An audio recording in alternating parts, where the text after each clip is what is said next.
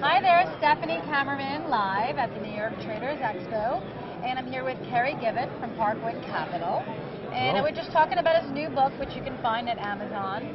And but let's talk a little bit more about, because this is the Traders Expo, and let's just talk about conservative trading and how we can use options. And what are some of your favorite strategies to do? Well, I often try and tell my students about conservative ways to use options, because oftentimes people look at it only as a very leveraged way to trade, period. Right. And actually you can be very conservative and trade options. I have clients that just sell puts or sell calls against stock week after week. They'll sell a put one week, like on Apple, for example. They'll sell a put. At the end of this week, if it expires worthless, they just sell another put. If they're put to stock, then they sell a call against that stock the next week. And they just alternate like that week after week.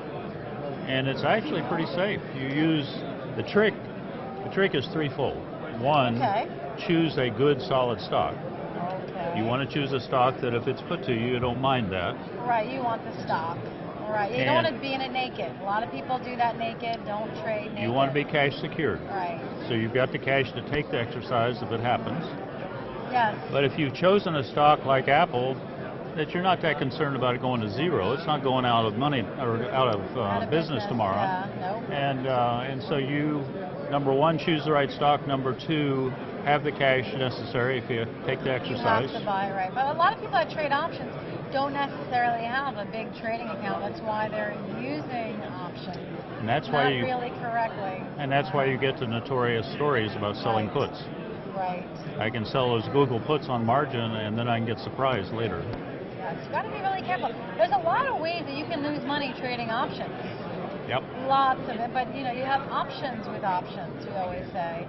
And so, yeah, it's best to be conservative. I find that way too many people out there are just too much risk on. And they're trying to make back everything they lost on one stock in this next trade.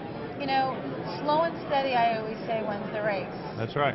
Trading should be boring a little bit. It shouldn't be adrenaline rush, and all that stuff. So, yeah, this has been great. Thank you so much for coming by, and definitely, what's the name of your book again? Give a plug. Time is money.